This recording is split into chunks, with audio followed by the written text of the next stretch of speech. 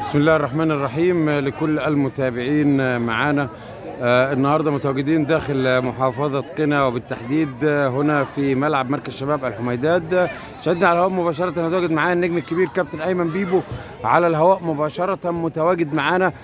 كل سنة وحضرتك طيب وأهلا وسهلا بيك.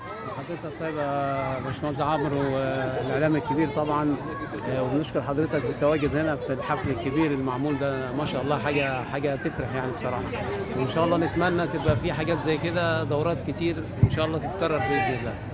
النهارده يعني قول للزمان ارجع يا زمان كده، وشفناك النهارده وانت بتمتعنا. النهارده رسالتك لجماهير قنا كلها ونجوم الزمن الجميل النهارده اللي كانوا في المباراه واللي شافونا عبر المباشر. الحمد لله والله. هو طبعا الواحد بيفرح بكل مناسبه زي كده، او بكل دوره بتتعمل بيبقى فيها النجوم القدامى او اللعيبه القدامى، فبتبقى حاجة جميلة وحاجة بترجع الواحد للزمن الجميل يعني. الحمد لله رب العالمين. فبنشوف أصدقائنا وبنشوف اللعيبة القدامى واللي كانت معانا في الملاعب، وبيبقى حفل وعرس جميل جدا. شفت دوري الدرجة الثانية الممتاز به بالتأكيد يعني، وكنت من ضمن المتابعين. تقولي يعني لمشاهدتك للمجموعة ككل وتقييمك النهائي يعني. أكيد والله. كان آخر 4 مباريات احنا توقعنا إن كان المنافسة ما بين الجونة ولافيينا طبعا المباريات بتاعتها كانت صعبة شوية. ولا اللي ضيع يستقبل؟ هو ضيع برضو الخسارة من الشبان هنا 1-0، هي دي برضو النقطة اللي هي ايه خلت الجونة في المركز الأول، فركب الجدول بيجي أول بفرق نقطة زي ما هي، وهي انتهت كده بفرق نقطة برضو.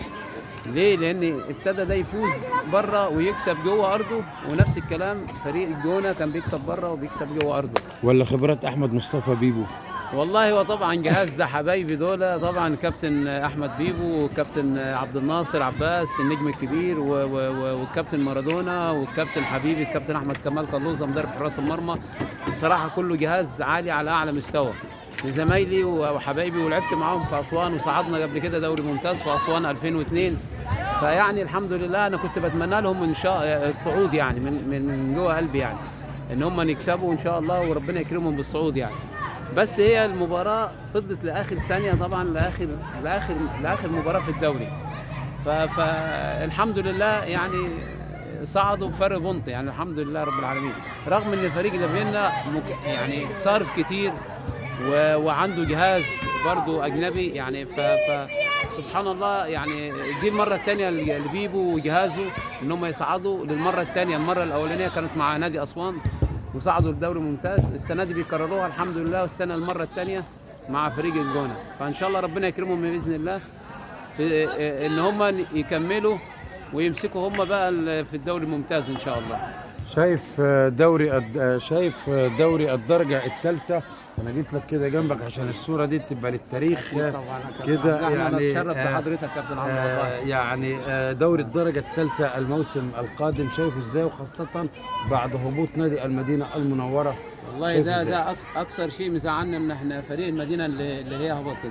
يعني انا كنت اتمنى يعني الفريق من المدينه يستمر في الدوري الممتاز به، بس هي قدر الله وما شاء فعل. ان شاء الله يعيش حساباته من جديد ويبتدي بقى يشوف ايه النقط بقى اللي كان مقصر فيها، ويبتدي يعالجها يعالجها ان شاء الله على الموسم الجديد، عشان يرجع ثاني باذن الله هو ونادي جنة والفرق اللي هي الكبيره دي اللي ليها باع كبير طبعا في الدوري الممتاز ده.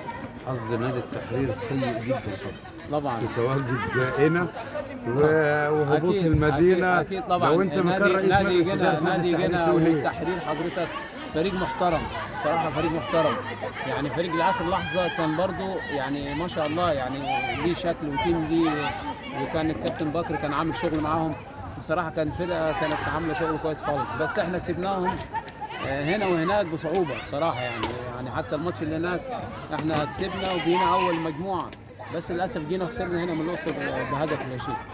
كابتننا الكبير كابتن ايمن بيبو، وانا متواجد النهارده في يوم تاريخي 16/6/2023.